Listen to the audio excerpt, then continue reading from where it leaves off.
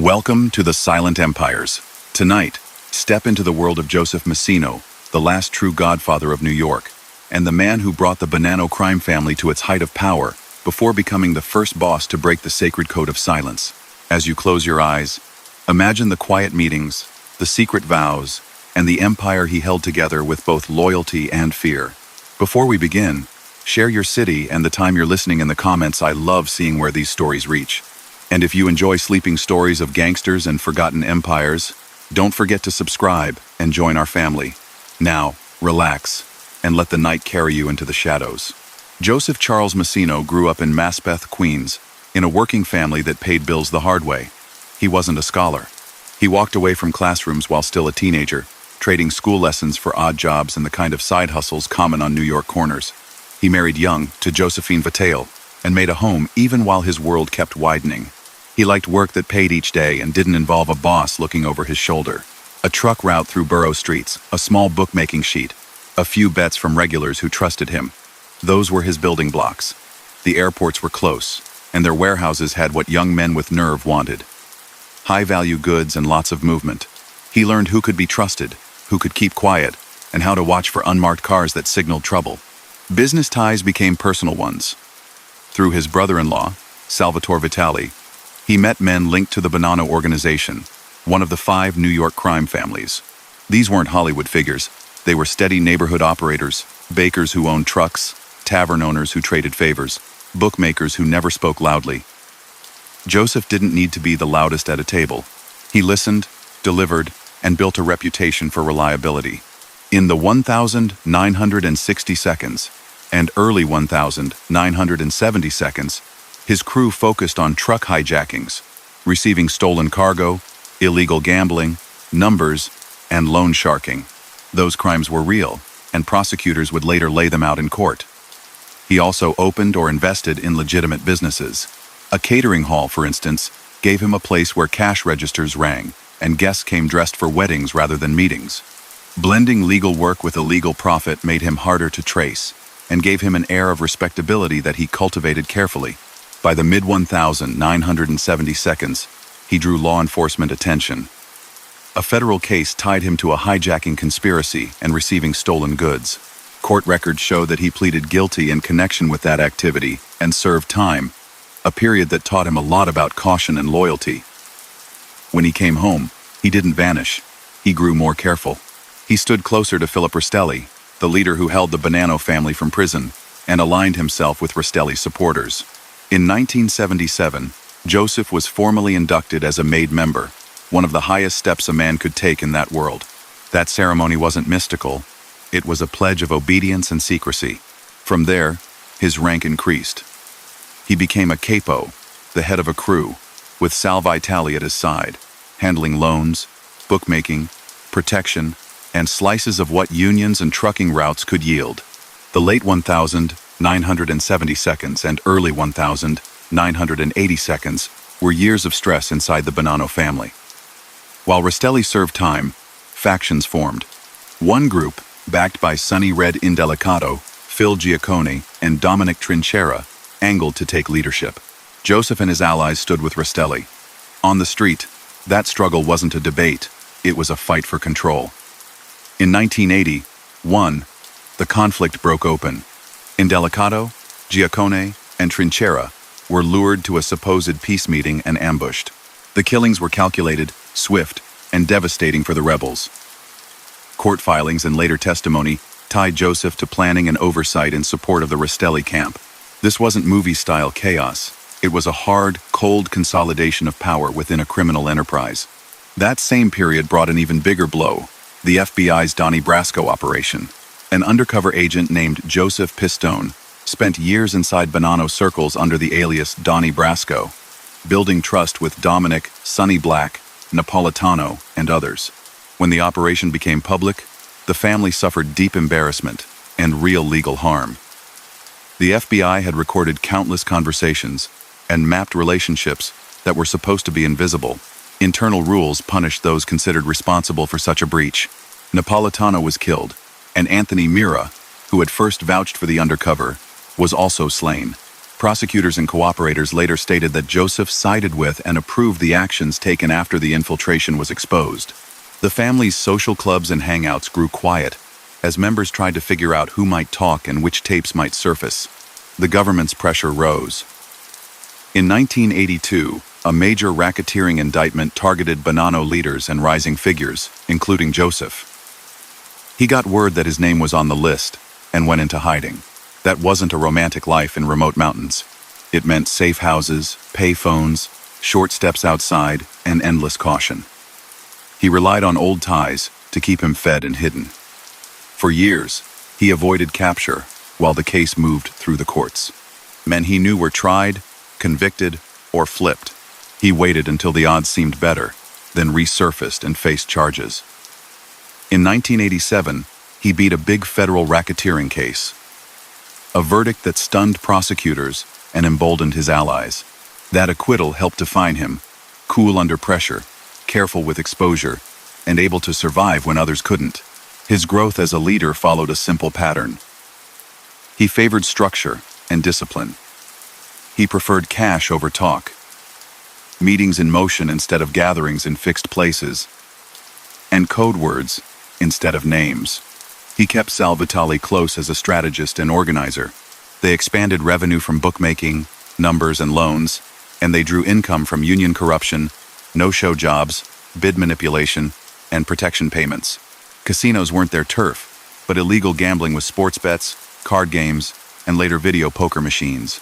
He also used legitimate businesses, a catering hall, trucking companies, food supply links to launder proceeds, and to give himself a front as a businessman rather than a street boss. Even in those years, Joseph showed a talent for risk management. Social clubs, once hubs of mob life, had become easy targets for surveillance and informants. He favored closing them. He told men to stay off phones, to avoid names, and to limit contact. Publicity terrified him because it led to scrutiny, and scrutiny brought indictments. He didn't want to be an underworld celebrity. He wanted to be invisible. That preference shaped the family's comeback.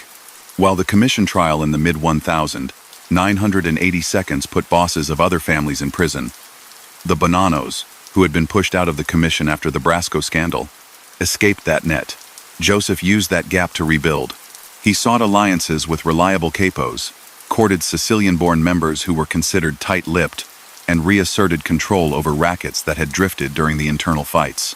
Law enforcement never stopped watching. Agents tracked payphones near the catering hall. They photographed short sidewalk meetings that ended as soon as someone noticed a camera lens flash. The FBI kept files on his businesses, noting deliveries, license plates, and associates. At the same time, victims of extortion and loan sharking either paid quietly or cooperated in secret. Protecting the organization meant shielding cash streams and punishing threats, without creating public scenes. Joseph's rule leaned on quiet enforcement. A calm visit. A reminder about debts. A warning that didn't need to be repeated. Those methods were real and illegal. They also kept attention lower than the flamboyant violence seen in other families.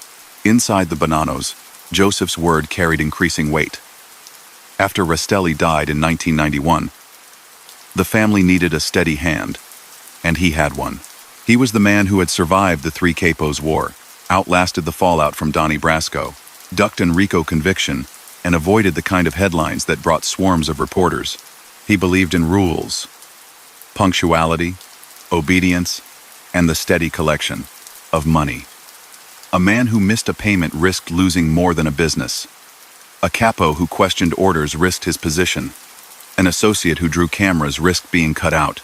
That was how he ran things organized, cautious, relentless, but there were consequences. Every dollar skimmed from a union was a dollar taken from legitimate workers.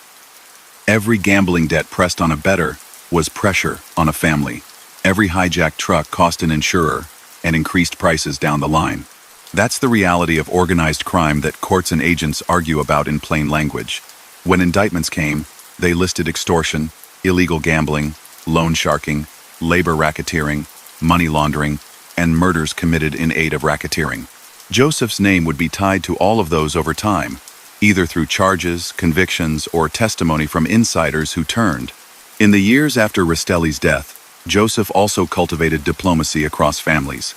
He pushed to re-establish a formal seat for the Bonannos among the other four. Recognition mattered. It meant influence in disputes, access to broader schemes, and prestige. He earned that spot by demonstrating stability, keeping his own people in line, and delivering steady income.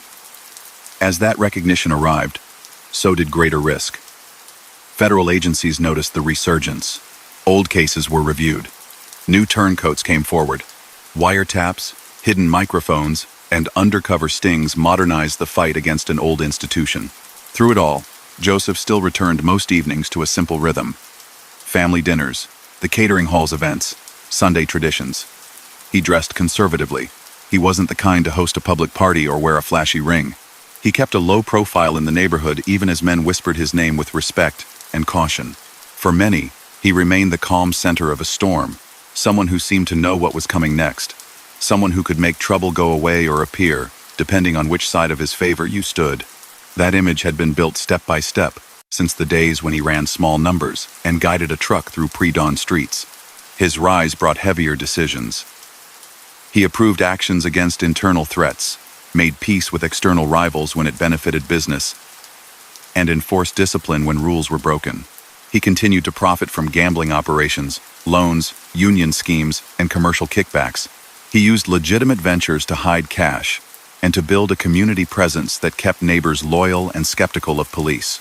It was a methodical climb, not a cinematic sprint, and it led him to a point where prosecutors began to craft a case they believed would finally hold, a case built on witnesses, financial records, and the cumulative weight of decades of activity. By the end of this stretch, Joseph stood as the unquestioned leader of a family many had counted out. He had learned from every mistake others made. Too much talking, too many meetings, too much pride. He had installed a culture of caution that made investigators' jobs harder. Yet the game had changed. Cameras were smaller. Microphones fit into pens. Bank records were digitized. Witness protection existed for anyone brave or desperate enough to testify. The silence that had protected old-world bosses was starting to crack in courtrooms across the city. Power shifted without a speech.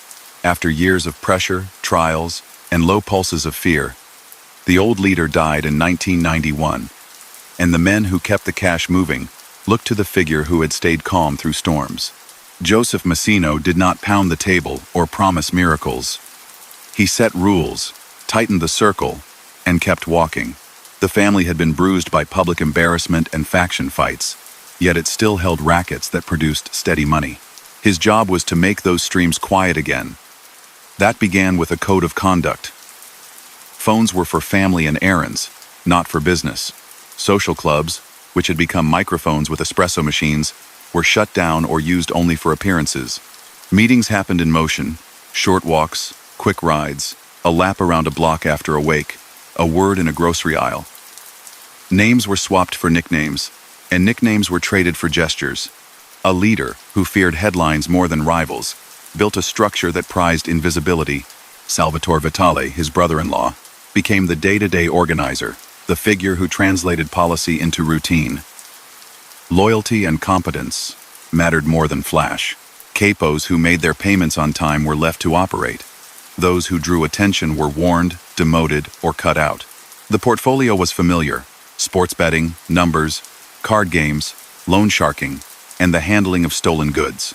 Add in no-show jobs, bid fixing on small contracts, pressure on businesses along trucking routes, and the reach into unions that touched warehouses, food delivery, and construction. Video poker machines unlicensed, hidden behind deli counters, or in back rooms turned quarters into dependable profit. The point wasn't domination of a single big score. It was consistency.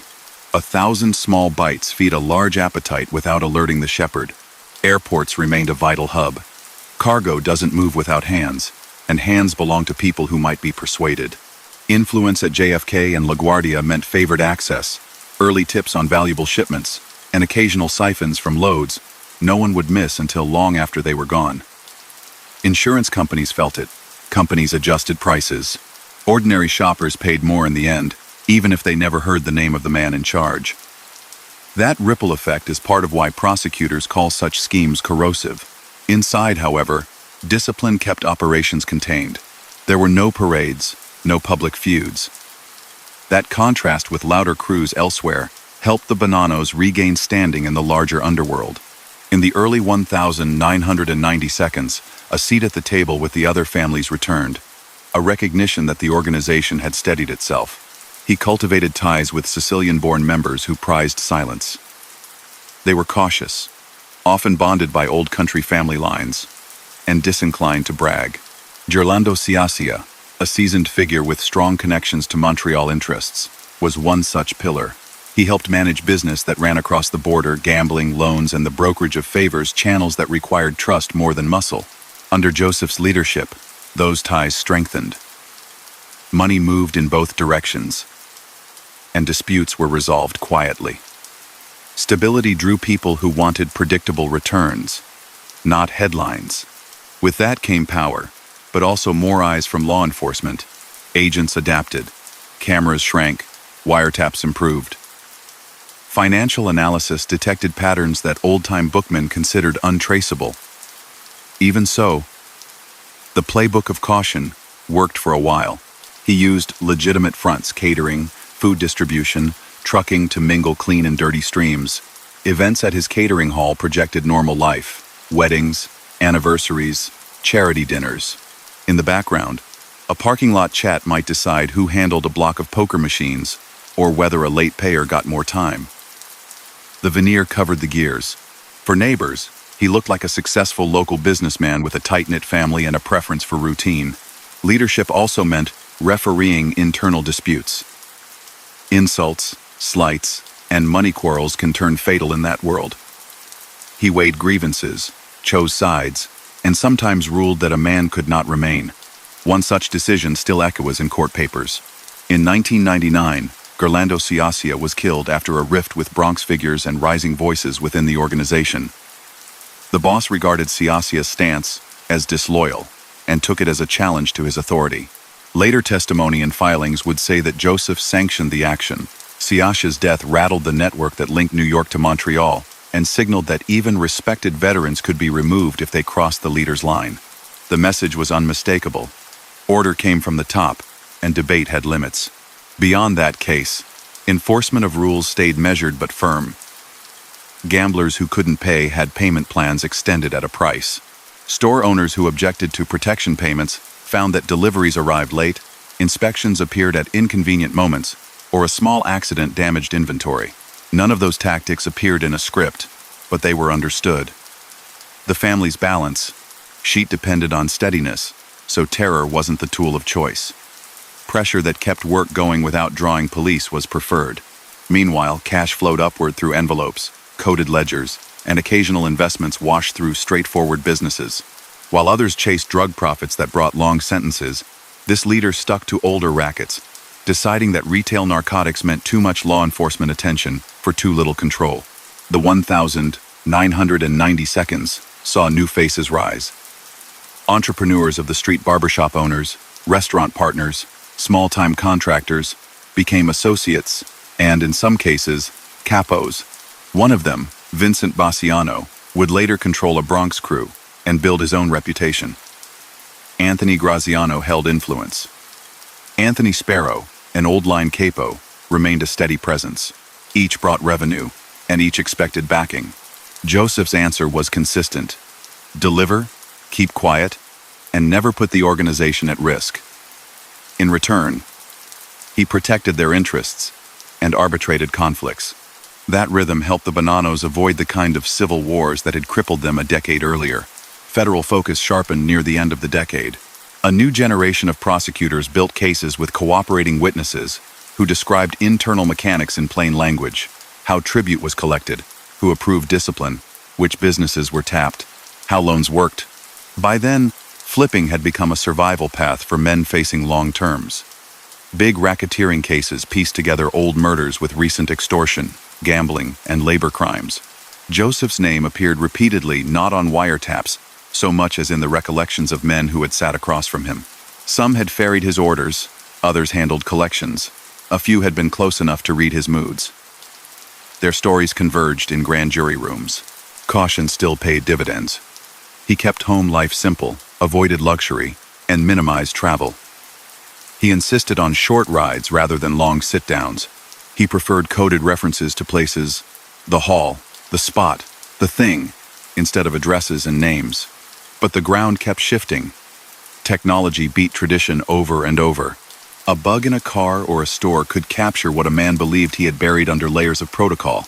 Prosecutors also widened their lens to include money laundering and tax cases, a strategy that didn't require a witness to recount a violent act. It asked a judge to look at bank deposits and cash-heavy businesses that didn't add up. His rule had consequences he could not fully control. Associates drifted into scams he considered reckless. One crew squeezed a contractor too hard, prompting complaints that traveled to precinct desks. Another mishandled a gambling debt, leading to a fight that spilled into an emergency room. None of that was dramatic. Yet each event created a file, and files accumulate. Meanwhile, international links, once a strength, became a liability when Canadian and American authorities compared notes. Shipments, phone records, and informants crossed borders more easily than before. Still, in many neighborhoods, the facade held. He attended family gatherings, kept Godfather obligations, sent envelopes to parish events, and paid for hospital fundraisers. Some locals saw him as a stabilizing presence, the man who prevented worse trouble by enforcing his own order. That image never erased the damage of extortion or the fear coded into overdue payments, but it shaped how silence persisted on certain blocks. People who get used to a particular ruler often prefer the known to the unknown, even when the cost is high. By the turn of the millennium, the list of allegations shadowing him spanned decades. Involvement in the 1981 ambush that eliminated 3 rebellious capos, approval of retaliation after the Donnie Brasco sting, sanctioning of Anthony Mira's killing, responsibility as boss for ongoing loan sharking and illegal gambling, leverage over unions tied to trucking and food supply, the 1,999 removal of Siaskia, and the laundering of proceeds through legitimate fronts. Some of those acts would be charged directly, others described as part of the racketeering enterprise he led. He had beaten a major case in 1987 and spent years insulated by methods that kept him hard to catch. But survival in that world is a clock, and every extra year is borrowed time. Small cracks widened. Investigators got closer to the catering hall that had served for years as his public-facing business and quiet meeting ground. Surveillance teams mapped patterns, certain cars on Tuesdays, quick greetings near a side entrance, envelopes that changed hands after church services. The picture that emerged for agents wasn't cinematic. It was tedious, mapped in charts and sticky notes. That tedium is what wins cases. Each repeated cycle collect, count, talk, leave became another thread tying men together under a single leader's authority. Fear of betrayal gnawed at the organization. Whispered worries about who might flip led to tighter vetting.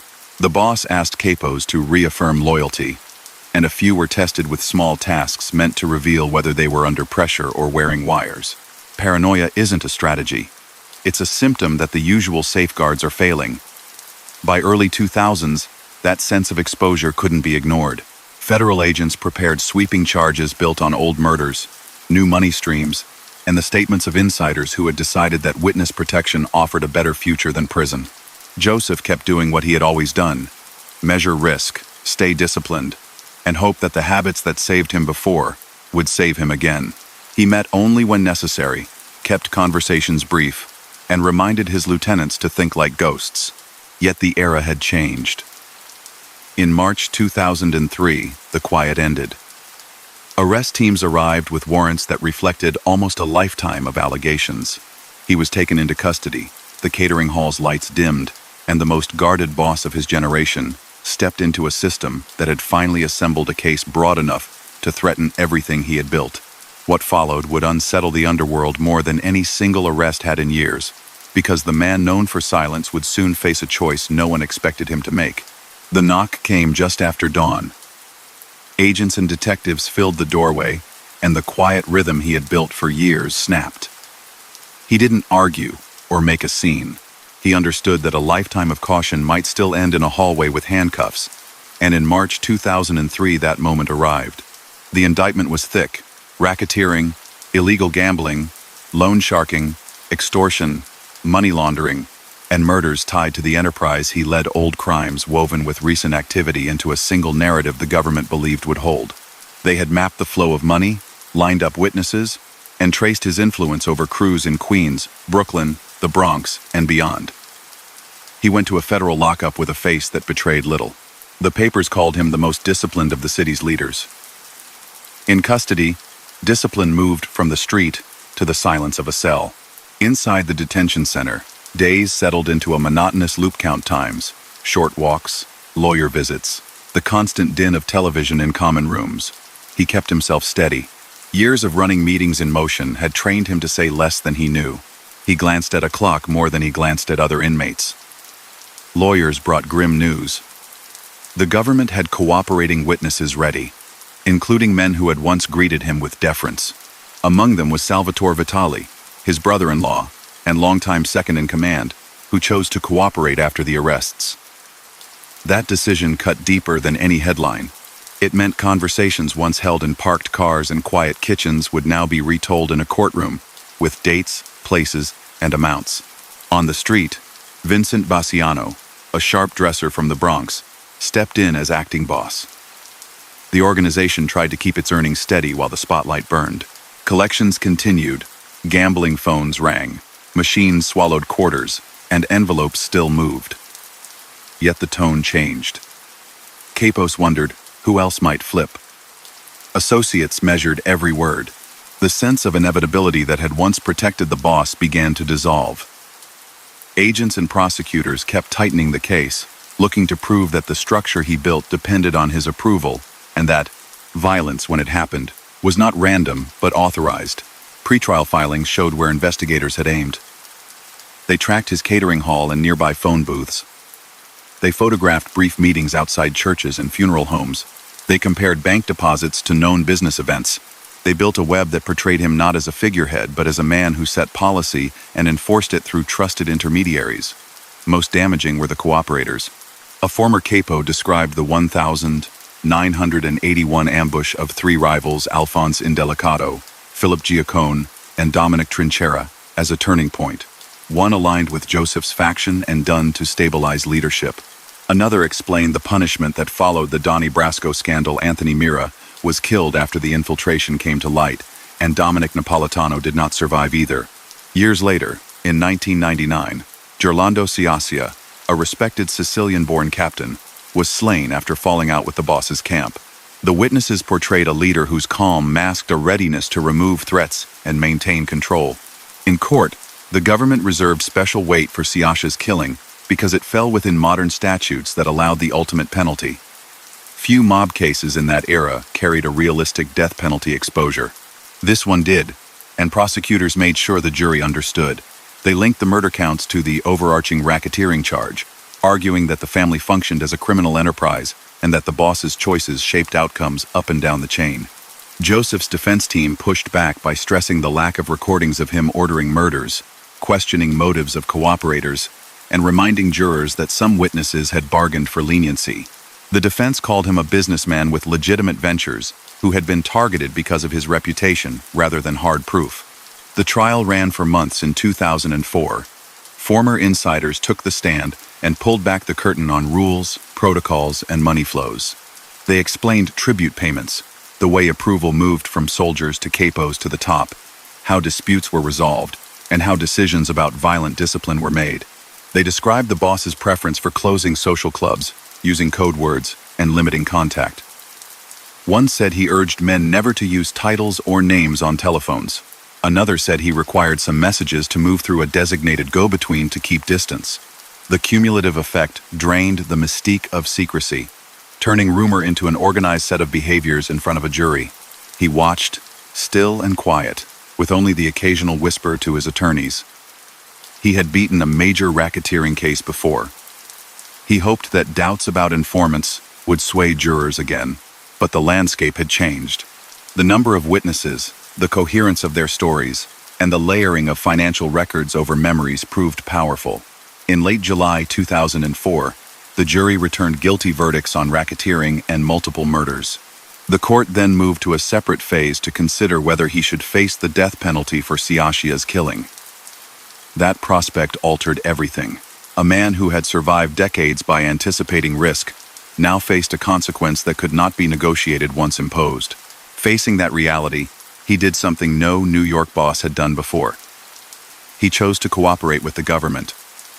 It was a seismic shift, one that rattled the underworld far beyond his own family. He met with prosecutors and agents, answered questions, and began the process of detailing how the family had operated under his command. He acknowledged responsibility for ordering or approving murders that had sustained his power, including the three capos in 1981, Mira after the undercover scandal, and Siasia in 1999. He described loan sharking structures, gambling operations, labor schemes, and the use of legitimate businesses to launder proceeds. He also agreed to surrender substantial assets, properties, cash, and interests in companies that had masked illicit funds. Cooperation removed the death penalty from his horizon and replaced it with a life sentence and the possibility, distant but real, of consideration for further leniency based on ongoing assistance. The most dramatic step came next. From inside the detention center, he wore a recording device to capture conversations with Vincent Bassiano. The two men met in a visitor's room at the federal facility, speaking softly, careful as always, yet aware that leadership questions needed to be addressed. On tape, Bassiano acknowledged his role in running the family during the boss's absence and spoke about problems on the street. He discussed the killing of an associate, a man who had grumbled and disrespected authority. That murder, carried out in late 2004, would later be placed at Bassiano's feet in federal court. The jailhouse recordings became foundation pieces in a series of prosecutions that followed. His cooperation also helped unwind myths that had protected the organization for years. He told agents how he had encouraged men to stop frequenting social clubs, how he favored walk and talks, how he pushed for coded references, a friend of ours, to denote a made member, a friend of mine, for a trusted outsider. He explained how tribute moved, how disputes were settled when two capos clashed, and how the boss kept distance through layers of couriers. He outlined the decision to cultivate ties to Sicilian members with Montreal links, and to expand gambling machines that generated steady income without the volatility of narcotics. He even described symbolic touches, like discouraging photographs and avoiding lavish public displays, all designed to reduce exposure. For the men still on the street, the effect was immediate. A boss turning witness removed the last illusion that silence would protect leaders forever. More arrests followed. Some defendants pled to avoid long trials. Others fought and lost, in part because former colleagues now provided context for ledgers, phone tolls, and surveillance logs. Trials against Bassiano and other Bonanno figures leaned heavily on the new material. In those courtrooms, the once impenetrable code sounded plain, almost bureaucratic, which was precisely the point prosecutors wanted to make. The enterprise ran like a business with illegal goals. Back in his unit, routine resumed between debriefings. He ate in the common area, read, and waited for the next call from agents. Family visits continued under the rules of the facility. He kept to himself as much as possible. The decision to cooperate had given him a path forward. It had also severed every bond that had defined his adult life. Men who had feared and respected him now spat his name with contempt. Yet he had calculated that survival and the chance, however faint, of seeing life outside prison mattered more than loyalty to a code that no longer guaranteed anything. Sentencing came in 2005. The judge imposed life in prison, but the record noted his cooperation. That cooperation didn't end with a signature. It was a living agreement that demanded more testimony, more context, and the willingness to continue helping in cases that rippled out from his reign. The federal government had obtained what it wanted most: the first full-throated account from a sitting New York boss about the inner workings of a family in the modern era. That account would inform indictments for years. He had been careful for decades, and care had carried him far. It could not carry him past a mountain of witnesses, digitized records, and the reality that even the best organized crew can be undone by one person's choice to talk. He had made that choice. It altered the balance of power across the city. Unnerved men who had built their lives on unwritten rules, and confirmed what investigators had suspected. The old model could not survive the new pressures forever. From a quiet cell, the man once known for silence became the most consequential narrator of his own world. And the echoes of that shift were only beginning to spread through courtrooms, neighborhoods, and the uneasy alliances that had defined his rise. He woke to the same sounds each morning: keys on steel, orders shouted down a corridor, the scrape of a chair on concrete. In that place, time thickens. News arrives, folded into legal pads, and whispered across a table. He learned to measure progress by the expressions on lawyers' faces. One set of papers listed dates and charges. Another carried transcripts of men who had once taken his calls.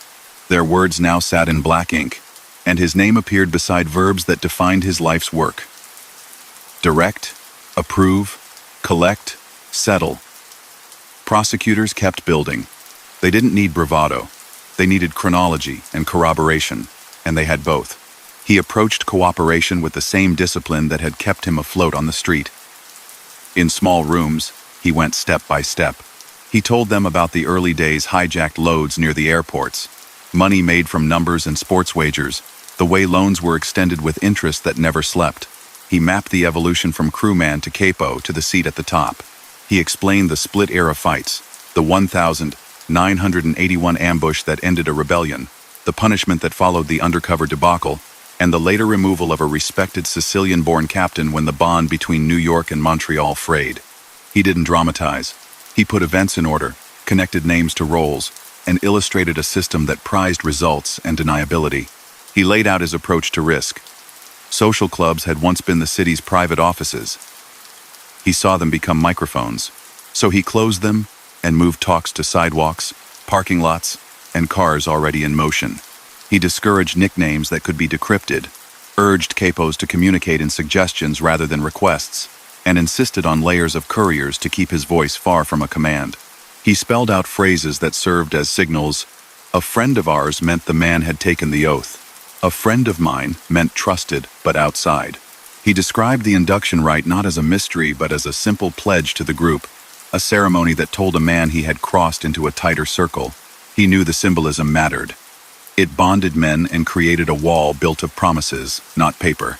He also accounted for money. Loan sharking generated steady returns because need never ends. Gambling paid because losing is a habit. Video poker machines, tucked behind counters or in back rooms, consumed a neighborhood's spare bills and turned them into reliable shares. Add to that the small pressures that touched docks, warehouses, trucking, and food distribution, and a river formed. His catering hall and other fronts gave that river ponds where the flow looked legitimate. He admitted the obvious. The enterprise took from workers and small businesses to enrich itself. Those weren't philosophical statements. They were the cold math of street commerce. The most dramatic cooperation came when he wore a recording device in the detention center, a reversal that would have been unthinkable months earlier. He sat across from Vincent Bassiano and let the tape roll while they spoke in quiet tones. Leadership, discipline, a recent killing, all of it touched. The government now had the one thing his habits had long denied them: direct conversations involving the figure who ran the family after his arrest. Those clips did not sing. They documented, and that's what prosecutors needed. When Bassiano was later brought to trial, the recordings and the broader context from debriefings formed a spine the defense couldn't break. In courtrooms, his cooperation erased the distance he had cultivated for decades. He took the witness stand and identified faces that once greeted him as boss. He told jurors how money rose through the ranks, how disputes were settled, how discipline moved from rumor to reality. He did not thump a chest. He described a table of organization: boss, underboss, consigliere, capos, soldiers, associates, and the functions each served. He explained how he pressed to keep retail narcotics away from his core crews, because drug cases carried long sentences and too many informants, though others on the edges still chased that money. He was asked to translate coded phrases into plain English, and to define the etiquette that decided whether a grievance ended with a handshake or with a man told he could not remain. He acknowledged that killings had held the structure together at key moments. He said that in 1981, a move against 3 rebellious capos ended a challenge and steadied a leadership aligned with Philip Rastelli. He said that after the undercover operation became public, responsibility was assigned, and men were eliminated for the breach. He said that in 1999, A rift with a senior figure led to another removal after a dispute that ran from the Bronx to Canada. Each admission rounded out indictments that had once rested on rumor and fear. Now the man at the center confirmed what the government had argued for years. He gave up assets as part of the deal. Properties tied to his businesses, cash that passed through front companies. Whatever holdings remained in his name, he signed them over. The government called it forfeiture. He regarded it as the price of the path he had chosen. That path removed the death penalty from his immediate horizon and left him with a life sentence softened by the promise that continued cooperation could matter when judges weighed his future again. He had once hoarded caution like cash. Now he traded knowledge for time. On the street, the effect resembled a slow implosion. After years of rebuilding under his quiet style, the family faced an exodus. Some men pled. Others took their chances and lost. A few avoided prison but found that operating in a world where the former boss had narrated procedures felt like walking into a room where every drawer had been labeled for the police. Leadership changed hands, acting bosses, panels, stand-ins who tried to keep revenue coming while minimizing contact. The vacuum drew attention that no one wanted. Federal agents widened cases to include spin-off crews and old partners. The family's seat among its peers no longer brought influence. It drew scrutiny. His testimony in a high-profile trial, years after his own conviction, made headlines because of what it symbolized. Never before had a sitting New York boss taken the stand against his successor. He identified Bonanno, discussed the recording sessions, and laid out how the acting boss had been chosen after the 2003 arrests. He walked jurors through the man's conduct, how tribute flowed, how orders were communicated, and how punishment was framed as necessary to keep order.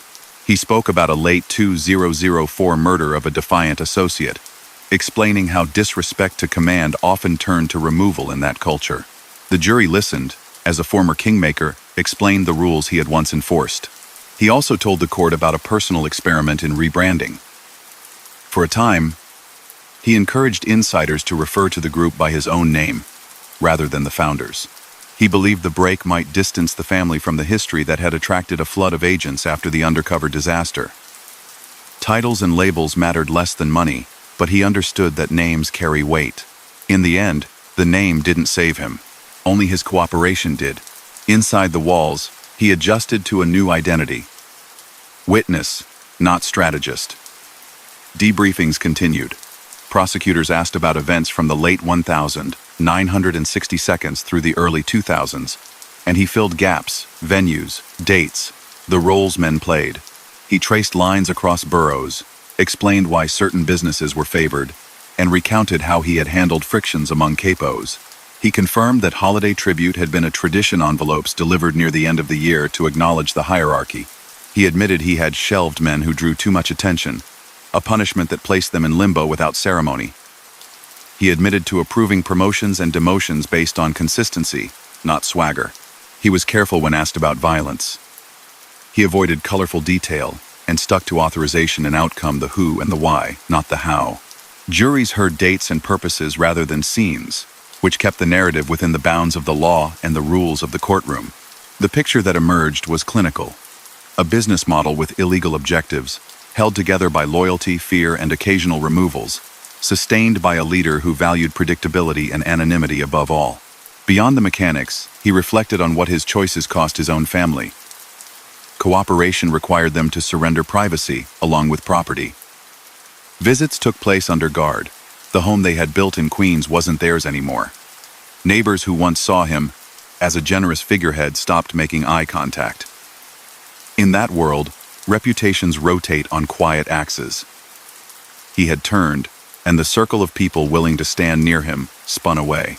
Yet the broader world changed in ways that made his decision look less singular. Across the 5 families, men who once swore they'd never speak to agents began to take the same bargain.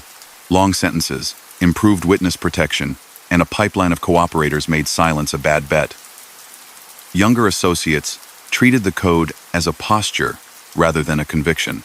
Old rules about who could be touched, who had to approve what, and how disputes should be settled lost force when the risk of a microphone in a belt or an informant in the room hung over every conversation. He was not the first to talk, but as a sitting boss, he was the most consequential. The cases that followed built on his words. Prosecutors brought charges for racketeering, extortion, illegal gambling, loan sharking, labor corruption, and murder conspiracies. They used his testimony to explain ledgers, to translate phrases on wiretaps, and to place meetings in context. Juries that might have been confused by insider jargon now had a guide. Judges, too, took note. Sentences reflected not just individual acts, but the structure that made those acts possible. In opinions, courts cited the organization's hierarchy and routines, the very points he had outlined from the stand. He settled into a rhythm: debrief, testify if summoned, return to his unit, read, wait. He aged behind glass and concrete. Health concerns typical of men.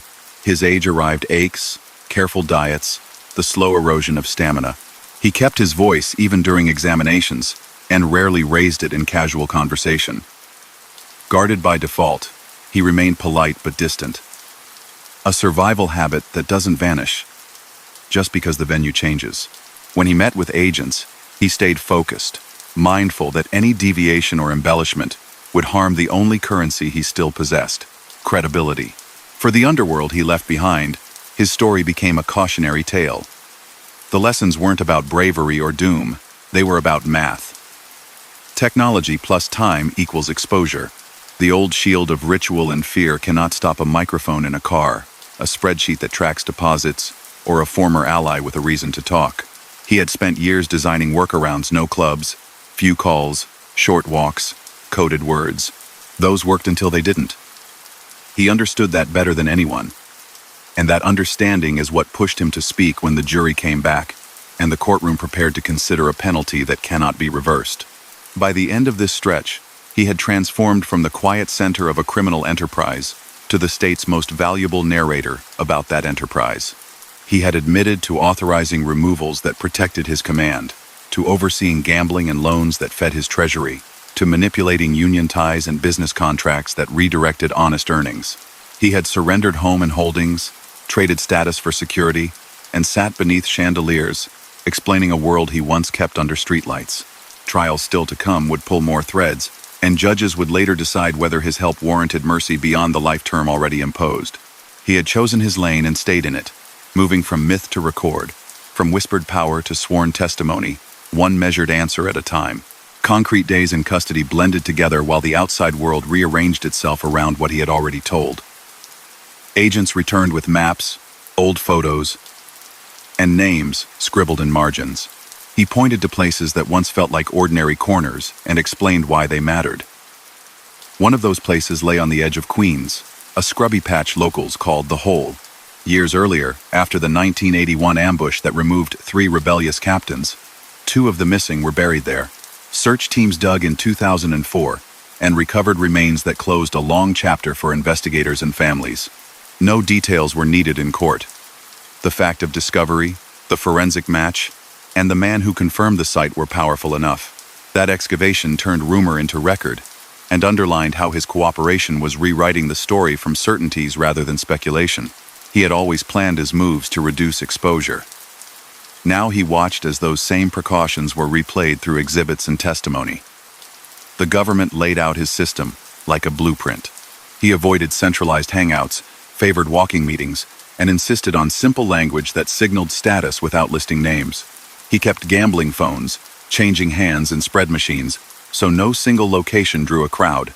He steered his men away from drug sales because narcotics pulled too much heat, preferring to live off bets, debts, union pressure, and commercial angles. For years that approach worked, but the record now showed the cost to victims: the shopkeepers who shrugged and paid, the truckers who lost sleep over altered routes, the small contractors who had to swallow add-on fees to keep work moving. In depositions, he acknowledged those pressures in flat terms and did not dress them up. While he lived inside a detention center, the streets outside tried to adapt. Vincent Bassiano carried the flag for a while and faced the full weight of surveillance and cooperating witnesses. In 2006, a jury convicted Bassiano on racketeering counts that reflected the business model Joseph had shaped. Fresh indictments followed, including charges tied to a 2004 killing of a defiant associate. Years later, at a second trial, the acting boss was convicted again and received a life sentence. Joseph's taped conversations from the federal facility helped prosecutors prove chain of command and context for the violence, and his sworn explanations of structure gave jurors a way to read coded chatter without guessing. The result was a procession of convictions that pushed the family from recovery into retreat. He was not the only one to switch sides, but his rank made his words travel farther. Salvatore Vitale, once his closest partner, guided investigators through layers. Joseph rarely touched himself. Vitale's testimony and those of other insiders drew a map across decades: who collected where, who answered to whom, which businesses fed the stream, and how punishment was framed as a necessity rather than revenge. Together, those accounts rippled beyond a single borough. In Canada, partners who had once coordinated with New York found themselves under heavier scrutiny. The 1,999 decision to eliminate a respected captain from that circle had already strained ties. Now, with New York's boss explaining methods, agencies compared notes with a new intensity. Indictments up north reflected a changing climate that owed something to the shattering of silence in New York. Back in court, Joseph kept a measured tone. He testified about choosing acting leadership, described holiday tribute traditions, and explained how he had once asked insiders to refer to the organization by his own name to break from old headlines. He admitted approving promotions when crews performed and sidelining men who courted attention.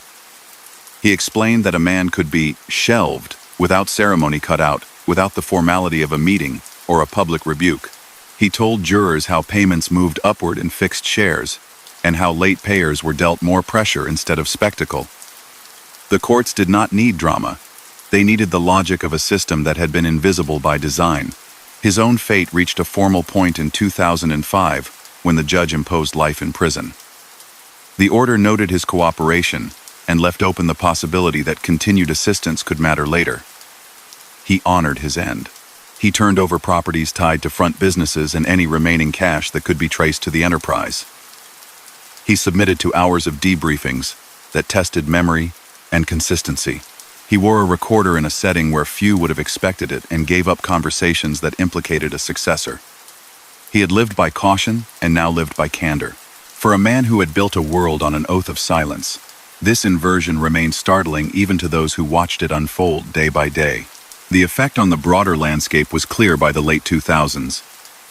Social clubs that had once pulsed with backroom chatter were quiet or shuttered. Crews shifted to smaller, faster schemes that relied less on heavy-handed pressure and more on scams meant to blend into ordinary commerce. But the investigative toolbox had expanded faster than the rackets. Financial analysts traced patterns across bank accounts and wire services. Undercover work, paired with numbers rather than just conversations. Defense lawyers found it harder to argue that the government had misunderstood context when a former boss patiently translated every phrase and ritual the same way, case after case. He was summoned again in 2011 to testify in Bonanno's second trial.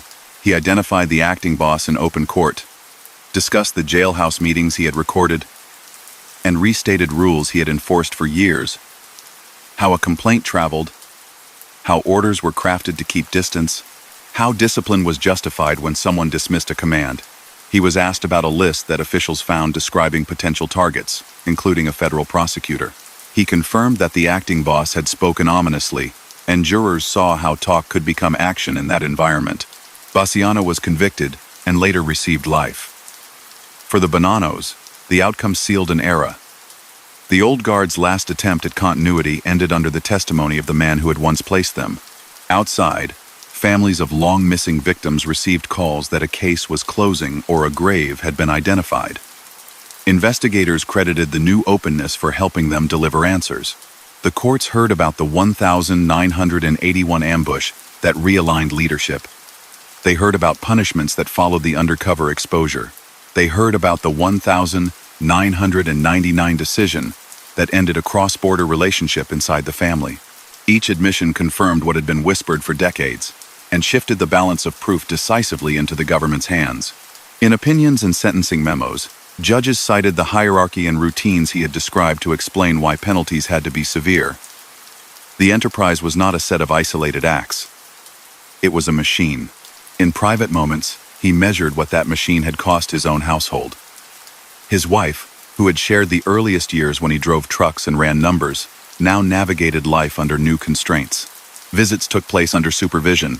The house that had doubled as a symbol of stability was gone through forfeiture. Friends fell away.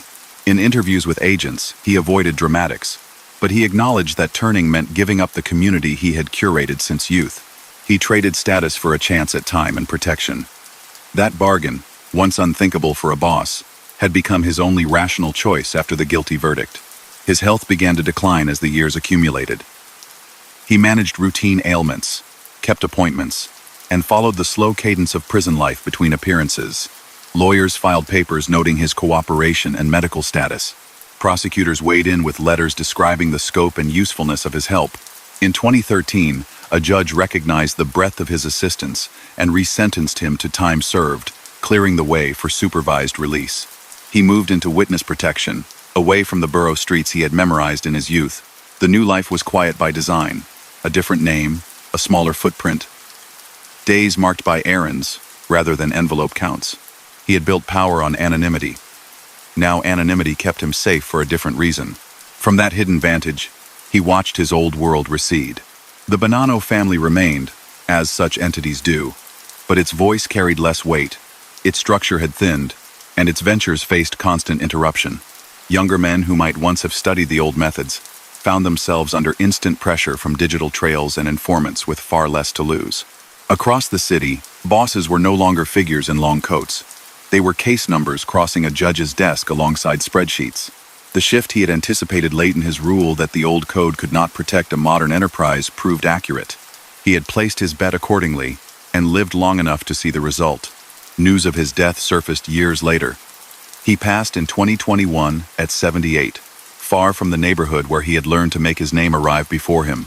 Obituaries called him the first New York boss to cooperate, the man who rebuilt a battered organization, and then, staring at a possible death sentence, chose to pull back the curtain.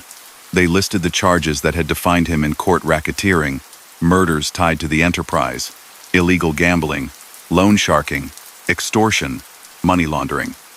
And they noted the policy changes he had enforced to keep cameras and microphones away until technology and time eroded every advantage. They acknowledged the victims the small businesses squeezed, the workers shortchanged, the families who waited decades for certainty.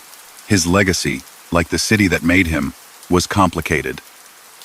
A blueprint for survival that could not outpace a world in which secrecy itself had become impossible. What remains clear is the arc. A teenager from Masbeth left school, hustled, married young, and moved from airport schemes to the highest seat in a secretive hierarchy. He ruled methodically, cut exposure, and brought his family back from public scandal to quiet profit. He sanctioned removals when power required it, a fact he later confirmed under oath. He beat one big case, then ran out of road in 2004, calculated the odds, and did what no one expected. He talked. In doing so, he altered the course of his own family and reset expectations across an underworld that had believed its unwritten rules could defy courts and time. He spent his final years not as a symbol of impenetrability but as living proof that the shield of silence could crack at the very top. The years after he left prison life behind did not bring a return to the old neighborhoods. He lived under a new name, in a place chosen by others, where the accents were different, and nobody recognized him on sight. Witness protection is built on quiet, new routines, short introductions, and a focus on staying off the radar. He kept to simple days, groceries, appointments, a walk when the weather allowed. The man who had once organized a city's shadow economy now organized nothing larger than a week's errands. That shift was not sentimental, it was structural.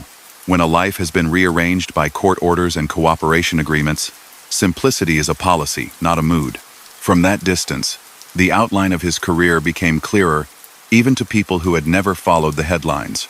He had grown up in a Queens where freight routes fed families, and where airport jobs meant access to goods that could move faster than paperwork. He left school early, married Josephine Vitali, tied his future to a family that would matter in every chapter that followed, and built early income through numbers betting, sports wagers, and loans to people with few options. He learned that steady streams beat spectacular scores. Hijacked cargo and stolen goods paid, but the reliable money came from gamblers and borrowers. Those rhythms shaped everything he would later direct as a captain, and then as the top figure. What made him stand out among peers wasn't bluster or hunger for publicity. It was management. In an age when some bosses courted cameras or reveled in notoriety, he did the opposite. He closed social clubs that had become magnets for microphones, told men to stop using names on phones, and encouraged moving conversations outside, in motion, among church crowds or after family events. He kept codes, simple phrases anyone could remember, and no one would write down. When he took over after Philip Rastelli died in 1991, he didn't announce a revolution. He reintroduced order. Tribute went upstairs on time. Gambling phones rotated. Machines spread out so no single spot became a target. Union connections were managed so that pressure felt like bureaucracy, not chaos. Regaining standing among the other New York families followed. The Bonanno Group had been pushed outside the commission after the undercover scandal that ended with agents revealing the Donnie Brasco operation. Under his care, the organization steadied itself. Income rose and conflict stayed contained. The seat at the table returned in the early 1992s, not because of a show of force, but because of reliability. An enterprise that pays on time and avoids headlines becomes useful again to peers, and utility translates into influence. That recognition, however, brought a brighter light from law enforcement. Every improvement on the street meant more attention downtown. His circle included men born in Sicily who valued discretion, immigrants often called zips in that world. They kept confidences, cultivated commercial links to Montreal, and helped move money and favors across a border that looked thin to people who traded in trust. Gerlando Sciascia stood out as a bridge figure, respected on both sides. For years, that connection supported gambling, loans, and problem-solving that kept larger storms away. When that relationship collapsed and Sciascia was removed in 1999, a fault line opened between New York and allies in Canada. Later testimony and filings placed the responsibility at the top. The action said as much about discipline as it did about control. Even senior men could be cast out when they collided with the boss's priorities. Airports remained central. Influence among handlers, loaders, and dispatchers produced early warnings and occasional access that bent delivery schedules toward profit. On the docks and in warehouses, union leverage added another layer. A company that wanted smooth operations learned to budget for it. None of this looked cinematic up close. It looked like favors granted and favors banked. Jobs promised and jobs withheld. Invoices adjusted. The harm hid in small increments, higher prices invisible to shoppers, overtime cut for workers, extra line items on a contractor's bill. In sworn statements, he described those mechanics without flourish, because flourish had never been his style. The legal framework that ultimately brought him down had been designed years earlier. RICO, the racketeering statute, allowed prosecutors to treat a crime family as an enterprise and to connect murders, extortion, gambling, and labor corruption into a single narrative. What changed by the 2000s was the weight of evidence.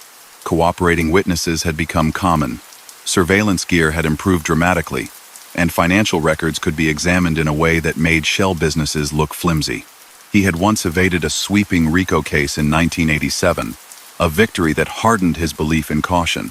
But as former allies began to describe the inner workings with dates and details, and as agents developed recordings that placed conversations in context, the shield of caution thinned. His 2003 arrest brought all those strands together. The indictment named racketeering, illegal gambling, loan sharking, extortion, money laundering, and murders tied to the life of the enterprise. Witnesses included his closest aide, Salvatore Vitale, who turned after the takedown. In 2004, jurors convicted him, and a separate penalty phase on one murder count introduced a possibility that no prior New York leader had faced as realistically: a death sentence. He responded by cooperating. He confirmed authorizations for removals at key moments.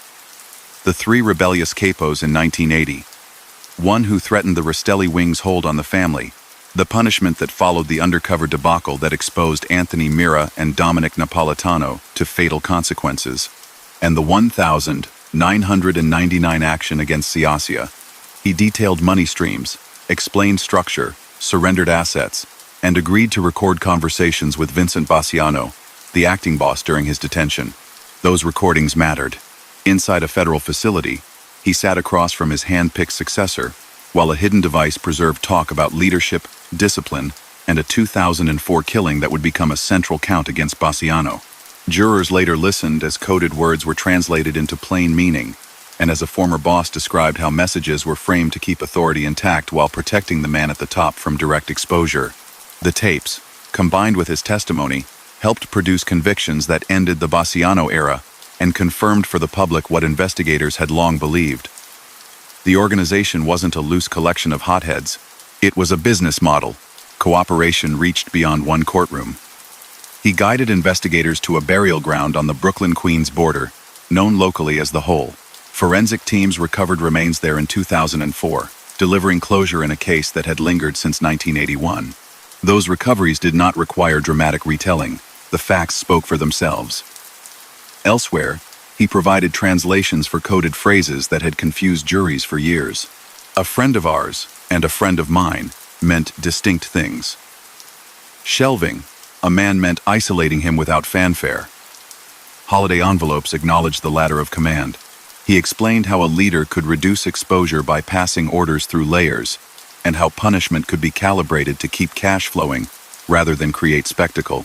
In trial after trial, those small clarifications turned ambiguous transcripts into understandable stories. He had personal rules that, for a time, kept him ahead. He avoided drugs as a core racket because retail narcotics ran on chaos and police attention. He discouraged flamboyance. He preferred the discipline of simple clothes, quiet dinners, and local routines. He invested in legitimate businesses that allowed cash to be washed without drawing stares. A catering hall doubled as the community face of a man who wanted to look like a conventional entrepreneur. That facade held until investigators matched bank deposits to events, tracked phone booths near the property, and photographed brief sidewalk talks that repeated often enough to expose a pattern. Inside his own house, the costs mounted. Forfeiture took properties and savings. Family life moved into supervised rooms with plastic chairs. He stuck to a script during debriefings not because anyone told him to speak that way, but because precision is the only sustainable posture for a cooperating witness. One exaggeration can undo years of help. Prosecutors noted his steadiness in letters to judges. In 2013, a federal court credited the scope of his cooperation and resentenced him to time served, allowing him to enter witness protection. That outcome did not wipe his slate clean. It recognized that his testimony had reshaped prosecutions across a network of cases. The ripple effects were visible on the street. Men who had once insisted that they would never talk began to rethink that stance as sentences lengthened and protection improved. Younger associates, raised on cell phones rather than pay phones, struggled to adopt the old walk-and-talk discipline in a world saturated with cameras. Crews turned to lighter frauds, credit card scams, skims that lived in the margins of legitimate commerce, but every digital trail left footprints that analysts could follow. The rituals he had enforced: no loud clubs, no names on calls, minimal gatherings now looked less like secrets and more like relics. He was not alone on the stand. Vitali and other former insiders filled in blanks he never handled personally. Together, their accounts described how tribute moved, which crews controlled which neighborhoods, which unions were vulnerable, and how promotions were decided. Judges began to write opinions that referenced the organization's hierarchy and routines as established facts rather than disputed claims. In sentencing memos, prosecutors argued that the structure he had outlined magnified the harm of individual crimes because it created a system designed to extract value from communities week after week, year after year. He had chosen early to model steadiness. In the 1,970 seconds after a federal hijacking case led to prison, he came out more careful, not louder. He backed Rastelli's camp, worked his way up to capo, and built a network of earners who prized predictability. The early 1,980 seconds forced harder choices. The three capos' plot reset leadership at a moment when factional strife threatened to split the family permanently. The undercover operation that followed exposed vulnerabilities he never forgot. He carried those lessons into the 1,990 seconds, when he formally took command. Close the clubs, keep the phones clean, favor men who deliver without drama, recruit quiet Sicilian, born operators, and blend illegal and legal fronts to blur the line. For a long time, the formula worked. What ended that run wasn't one mistake. It was accumulation. A fugitive period in the 1,980 seconds kept him out of a courtroom long enough to beat a case. But it also trained investigators to look longer and dig deeper. By the early 2000s, the government had enough former insiders willing to speak and enough records to back them that caution alone could not save the boss. When the jury convicted him and the death penalty phase loomed, he made the most consequential decision of his life. His cooperation broke a wall that many believed would never fall at that level. The information he shared became a template for dismantling the very structure he had spent decades perfecting. He died in his late 70s, far from the block where he had learned to keep his voice low. Obituaries listed milestones that had already become part of the public record. The dropout who married young, learned to earn off airports and betting, rose through the Bonanno ranks, led a comeback built on anonymity, enforced rules that kept cameras away, survived into the 2000s, then turned and spoke to avoid a penalty that he could not control. They recorded the charges that defined his legal life: racketeering, murders tied to the enterprise, illegal gambling, loan sharking, extortion, money laundering, and noted that he gave agents the missing pieces they had chased since the Donnie Brasco revelation. Families of victims had received answers. Communities affected by loans and shakedowns had watched cases finally stick. His legacy sits in contradictions. He rebuilt an organization and then helped break its spine. He practiced silence for decades and then became the most informative witness about modern organized crime in New York. He enforced a code that demanded loyalty and later proved that the code could be set aside when survival demanded it. He was disciplined enough to make his family a force again, after humiliation, and pragmatic enough to read the landscape when the risks changed. The story's lesson doesn't wink or moralize. It shows how a person can rise by mastering a system's rules and then help dismantle that system by describing those rules under oath. Even now, when old cases are retold, his name stands as a hinge. Before him, bosses kept distance through ceremony and fear. After him, prosecutors had a manual in plain language. The neighborhoods he shaped have changed. Warehouses turned into studios, factories into condos. Payphones vanished. Digital footprints made secrecy harder to fake. The underworld adjusted, but not without losing something essential: the certainty that silence at the top would hold. That certainty died when a man from Maspeth sat in a federal facility, wore a recorder, and then told jurors exactly how the enterprise he led had operated, profit by profit, rule by rule, until the day the knock came and the long quiet ended.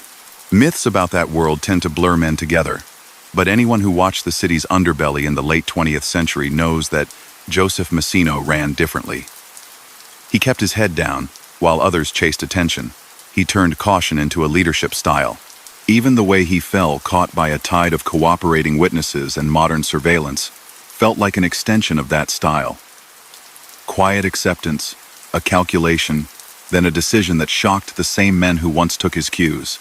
By the time he left custody for witness protection, his story had been transformed from whispers to a stack of transcripts and verdicts. Reporters and historians could point to dates, filings, and testimony instead of legends. He had become the rare figure whose life inside organized crime could be documented almost chapter by chapter. Comparisons define the era. While John Gotti embraced cameras and paid for it with a headline-sized sentence, Massino spent the 1,990 seconds treating visibility as a liability. He shut social clubs that had once been the public face of mob culture. He told crews to stop lingering under neon signs and to handle business during short walks after wakes or in the bustle outside churches and restaurants. If a man expected glamour, he was told to find it elsewhere. That austerity made the Bonanno family look competent again after years of embarrassment caused by the undercover infiltration that the world learned about as Donnie Brasco. It also delayed the kind of sweeping case that crippled other families in the mid-1,980 seconds. While the commission trial hammered leaders from 3 other families, the Bonannos, already pushed off the commission in the wake of the Brasco scandal, slipped past that net. He used the breathing room to reorganize and reassert control. Innovation in that setting wasn't about technology or product. It was about habits. He favored walk-and-talk meetings, insisted that phones be treated like traps, and required intermediaries so words never ran in straight lines from the top to the street. He avoided narcotics as a core money source because drug cases turned associates into informants and invited longer sentences.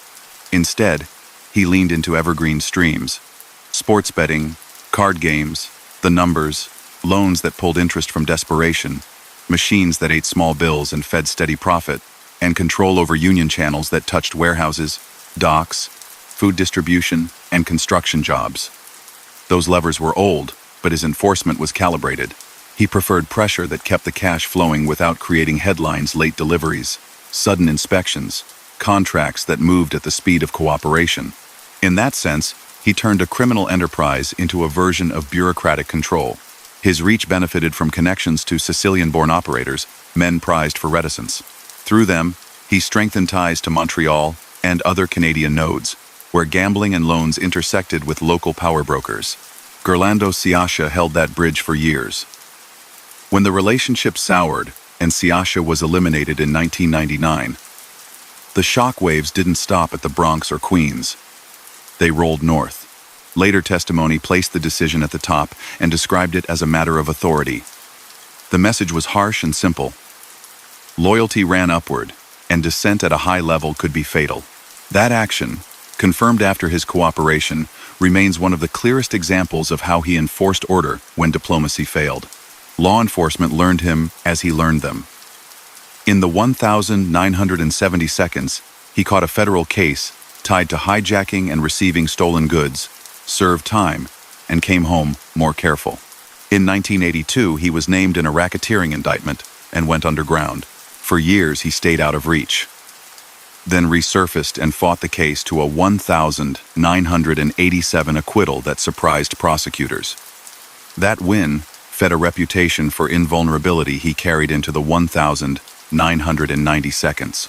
He rose from capo to boss after Philip Rastelli died in 1991 and restored the family's clout by keeping turmoil low and money high. The tactics worked until the tools changed. By the early 2000s, agents had better microphones, stronger analytics, and a line of former insiders willing to explain routines in detail. The 2004 conviction proved that distance and discipline could not eclipse a pile of corroborated testimony. His cooperation rewired more than one case. By walking the government through the family's structure, he turned a code into a glossary. Juries no longer had to guess what phrases meant, or who could authorize what. Friend of ours and friend of mine stopped sounding like romance and started sounding like the job titles they were.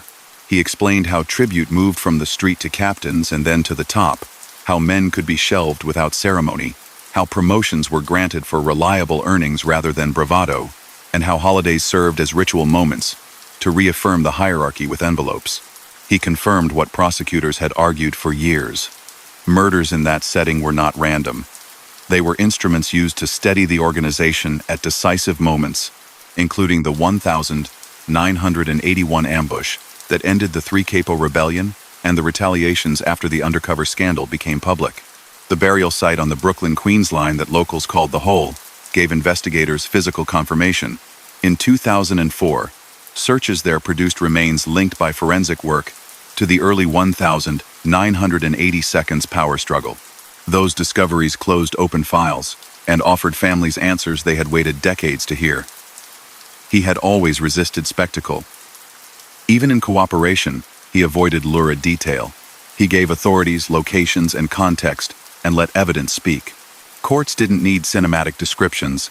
They needed proof of authorization and motive, which is what his statements delivered. The fallout within the Bonanno ranks was relentless. Vincent Bassiano, who ran the family while the boss sat in jail, faced trials that leaned on recordings captured during jailhouse visits and on the former boss's explanation of how choices were made. Convictions followed. Other figures fell in quick succession, some by plea, some by verdict, as cooperators filled in blanks. Leadership became a revolving door, with acting bosses and panels attempting to manage shrinking territories under constant pressure. The family persisted, as such entities do, but the old confidence faded. A network built on secrecy cannot easily survive when a former top man has described its gears under oath. His release to witness protection in 2013 reflected a bargain completed on both sides. The government acknowledged his cooperation as unusually deep and extended. He had testified in multiple trials, recorded conversations that implicated successors, guided searches, and clarified core concepts that made future prosecutions easier. In return, he left prison after years instead of dying there. The life he entered was a study in minimalism. No more catering hall, no more neighborhood rituals, no more street corner handshakes that said more than words. Under a new identity, he lived on the edges of every room. That outcome looked foreign to outsiders who expect dramatic ends for men with such pasts, but it fit his methodical nature. He had always put survival over theater. The wider culture changed around his story. Movies and books that once leaned on the glamour of social clubs and late-night street meetings began to read differently in light of transcripts where a former boss described business as a spreadsheet with enforcers. Scholars of organized crime used his testimony to teach structure, how racketeering statutes treat an enterprise as a single organism, how small, repeated acts of extortion sap communities more than any one spectacular theft, how a leadership style built on restraint can still carry responsibility for deadly decisions. Law enforcement training incorporated lessons from his debriefings to analyze new wiretaps and to interpret slang without guessing. Defense lawyers had to adjust to juries arriving with context, not mystery. He lived long enough to see some of those shifts solidify. Payphones vanished. Cameras appeared on every corner. Financial transactions left trails, even when cash sat at the center. The modern street required a different playbook than the one he had mastered. Younger operators tried to adapt with frauds that lived online or in the seams of legitimate commerce. But those crimes leave data, and data makes cases. The very idea of a tight, silent hierarchy began to feel out of step with an era in which almost every conversation leaves a shadow somewhere. In that sense, his choice to cooperate looks less like a single man's gamble and more like an acknowledgement that the platform beneath his world had cracked. His death in 2021 drew headlines that underscored the same set of themes. The first New York boss to cooperate. The architect of a 1,990 seconds comeback. The enforcer of a cautious order. The man whose testimony and recordings helped end his successor's run. The figure who guided agents to a burial ground that transformed two cold cases into closed ones. Obituaries listed charges that had defined him on paper: racketeering, murders tied to enterprise, illegal gambling, loan sharking, extortion, money laundering, and noted the victims who rarely show up in movies: shop owners who budgeted for pressure, workers who lost overtime to corrupt union influence, families who lived with debts that never seemed to shrink. His story, stripped of romance, showed a system that extracts from ordinary life until someone pulls it apart with evidence. Looking back across the arc, the through line is management. As a teenager, he left school, found ways to earn, married into a family that would shape his path, and learned that control of routine beats flashes of glory. As a capo, he built crews that delivered quietly. As boss, he imposed habits that kept microphones away for longer than anyone expected. When the tide turned, he assessed the board and chose a path that protected himself at the cost of the code he had enforced. He didn't explain it in speeches. He demonstrated it in actions. A life of discipline capped by cooperation, equally disciplined. That is what made him singular. Even his turn as a witness followed rules: precision, consistency, no embellishment. For the neighborhoods that formed the backdrop of his life, the change is plain. The industrial blocks near the airports host different businesses. Warehouses became studios. Longshore work shifted. Old social clubs turned into retail or stood empty. Yet consequences of the years he helped shape still surface in court dockets and family budgets. Every time a judge cites the structure of a criminal enterprise to justify a long sentence, a line runs back to the testimony he and others gave. Every time a jury nods at coded language without confusion, it reflects a vocabulary he helped decode. His influence, once measured in envelopes and quiet nods, now appears in citations and verdicts. There is no neat moral, only a record. A man from Macbeth rose by mastering the rules of a closed world. He maintained that world by making it quieter and more predictable. He survived into an era that made those rules obsolete. When faced with a penalty that would end the story on someone else's terms, he switched sides and, in doing so, rewrote his own ending and a piece of the city's history. He left behind a map of how things had worked, from truck routes and betting ledgers to union favors and holiday tributes, and a caution that secrecy, no matter how strict, cannot outrun time and technology. The last chapter did not unfold in a courtroom with a dramatic speech. It unfolded in the slow clock of a protected address, a life scaled down to errands, and a file in a government office that recorded how the quietest boss became the clearest narrator of his world. He lived the last stretch of his life behind a name that wasn't his, in a town where nobody knew the gossip of Queens or the rhythm of trucks along the Van Wyck. Days were plain by design. A morning coffee, a short drive, a doctor's visit when needed, a walk on quiet streets where the only people who nodded were neighbors out with their dogs. He had once built authority from silence and routine. Now silence and routine kept him ordinary. That was the point of witness protection. No photos on the wall to signal an old life. No visitors from the past. When the mail came, it was bills and circulars, not coded messages tucked into an envelope. He lived like many men his age, counting appointments, calling pharmacies, following a diet, feeling the weather in his bones. From that distance, he could measure the shape of what he had done with a clarity that the noise of leadership had never allowed. He had taken a battered organization and made it efficient again by suppressing pride and cutting exposure. He had gathered steady earners, bookmakers, loan collectors, men who could keep machines humming without turning a deli into a clubhouse, and he had reconnected the family to a wider table with the other four. He had stayed away from headlines and told his people to act like ghosts. On paper, the plan worked. Money rose. Friction fell. The brand recovered. Under that calm, though, ran choices that would follow him to the last page. Decisions to eliminate rivals in 1981, punish those blamed for the undercover breach, and remove a senior captain in 1999, when a cross-border alliance soured. Those weren't rumors anymore. He had said them out loud in courtrooms and debriefings. His assistants changed more than cases. It changed how people understand that world. For decades, lawmen and writers had described the structure from a distance. A boss at the top, an underboss as the engine, a consigliere for counsel, capos running crews, soldiers and associates filling out the work.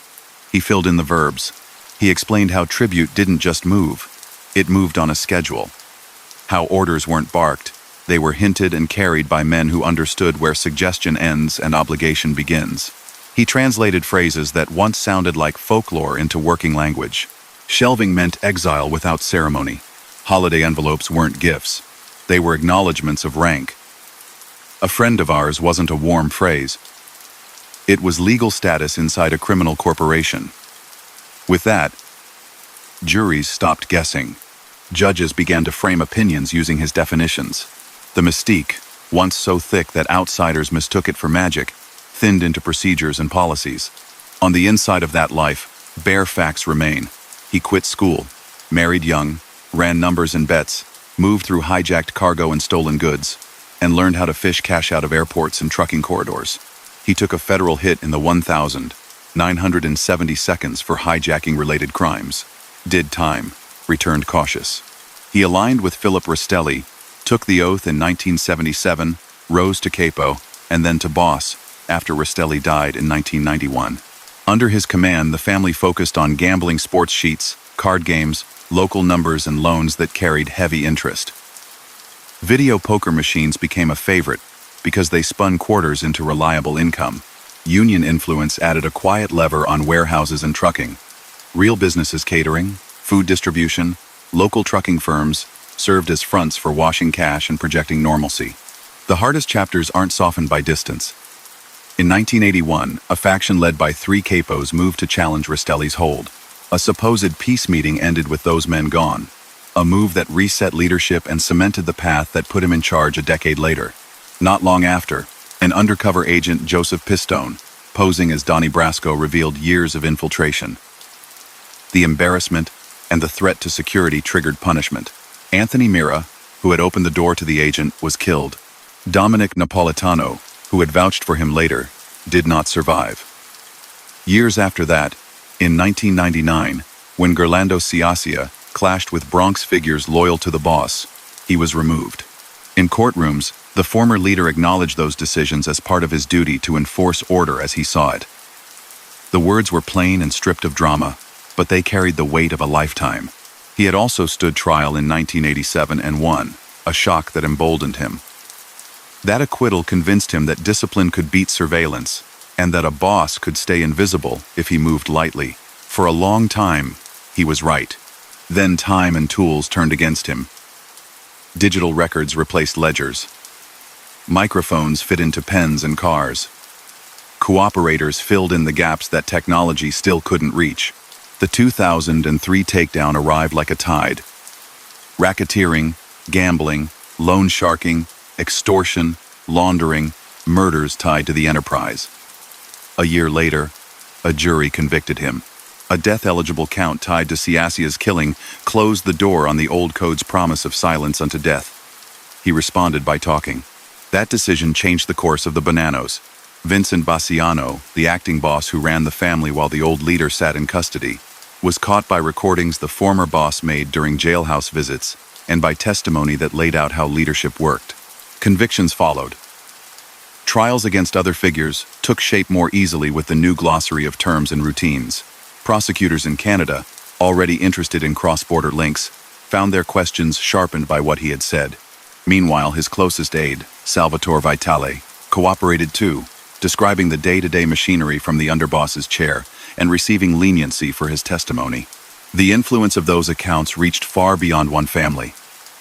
Training sessions for investigators began to include segments on decoding slang and understanding the logic of tribute. Prosecutors learned to pair wiretap snippets with explanations of context so juries wouldn't get lost in jargon. Defense attorneys adapted, targeting credibility and reminding jurors that cooperators bargain for lighter sentences. Judges, faced with clearer pictures, wrote decisions that treated hierarchy and routine as elements of harm when calculating punishment. Whatever else one might say about the man who became known as the Last Don, his voice turned a once obscure subject into a documented system. His private circle bore the cost. Forfeiture orders stripped properties tied to front businesses. Family members gave up privacy along with assets. Visits ran through security checkpoints. Friends from the old neighborhood faded away. He had spent a lifetime managing risk. In the end, his most vital risk calculation was personal. Cooperation offered survival, and the chance, realized years later, of a release to supervised liberty. In 2013, a court credited the breadth of his help and resentenced him to time served. He entered witness protection and tried on a life that looked nothing like the old one. He had walked through rooms where everyone strained to hear him speak. Now he tried to be a man whose words drew no notice at all. Even in that reduced frame, the past stayed close. News filtered through public stories about arrests, guilty pleas, retirements, and obituaries. He saw names from old ledgers pop up in cases far from New York. He read about union reforms that addressed the same pressure points he had once exploited. He watched as social clubs closed or became coffee shops for a different generation, and as blocks near the airports turned into new businesses that had no idea who had once favored those streets. He understood something that had driven him long before his arrest. Cities move forward by burying the inconvenient past. But court records never forget. They kept his story intact even as storefronts changed and accents shifted. When he died in 2021 at 78, the notice traced the arc the way historians will for years. A Maspeth kid leaves school, marries young, builds income at the airports and on corner bets, rises through the Bonanno ranks, imposes a quiet order as boss, steers the family back from disgrace to steady earnings, faces a sweeping case, cooperates to avoid a sentence that would have ended everything, helps convict his successor, guides agents to a burial ground that closes wounds from 1981, and spends his last years under guard of a different kind. The list of crimes on paper: racketeering, murders tied to the enterprise, illegal gambling, loan sharking, extortion, laundering makes sense only when paired with the policy choices that let them run without flashing neon. His skill was management. His legacy is a blueprint that law enforcement now uses against the very structure he crafted. People who lived under his rule remember him differently depending on where they stood. To some shopkeepers, he was the man whose shadow kept rowdier crews away, even as he skimmed cash in small, relentless bites. To some workers, he was the reason overtime dried up without explanation. To gamblers and borrowers, he was the hidden force behind debts that never seemed to shrink. To his own men, he was the standard of discipline. No headlines, no swagger, just envelopes on time, and problems handled with minimal fuss. To victims' families, he was the figure whose calm voice in a courtroom finally confirmed why someone never came home. All of those views can be true at once. The city contains contradictions by habit, and so did he. He left behind a catalog of lessons, none of them romantic. A leader can extend his reign by treating visibility like a threat. Rituals and codes create cohesion, but do not stop microphones or spreadsheets. The most valuable resource inside a secret organization isn't muscle, it's patience. When the environment shifts, when surveillance improves, when insiders flip, when laws tighten, old methods become liabilities, and when a system depends on silence, one voice, placed carefully, can topple what fear once held together. Those principles apply beyond the neighborhood where he learned them. They define how modern enforcement works against any secretive network that thinks tradition can outrun technology. The quiet of his final years invites a last comparison. He had once tried to make his family's name disappear from headlines by proposing that insiders use his own surname instead. It was an odd attempt at erasure, a rebranding exercise for a structure that prized continuity. It didn't work. The world kept saying Bonanno, and then, after his turn, it kept saying Massino too, but with a different angle. The name became shorthand for the moment, when the barrier between the top of a New York family and a witness stand fell. Younger operators grew up in that shadow, fully aware that the vow they recited could be broken at the highest level if the stakes rose high enough. That awareness changed behavior in ways that statistics still measure. More early pleas, more cooperation agreements, fewer long wars over status that used to leave bodies in headlines. His story ends without epilogue or flourish. A man who built influence by speaking softly and arranging the city's unseen commerce spent his last seasons arranging a medicine cabinet and a calendar. He had once preferred to meet while walking. In old age, he took short walks that meant nothing to anybody else. He had once counted envelopes. He ended up counting pills. In those contrasts sits the real shape of his life. Relentless planning, measured risk, and finally, a kind of surrender to the forces he couldn't manage: law, time, and the relentless modernization of the craft he had mastered. For all the notoriety, he moved through the world like a practical man, adjusting when conditions changed. What remains is not a legend, but a record. Transcripts, verdicts, forfeiture filings, sentencing memos, and a handful of news stories mark the path from Macbeth to the witness chair. Students of the subject will return to that record because it explains the machine from the inside out.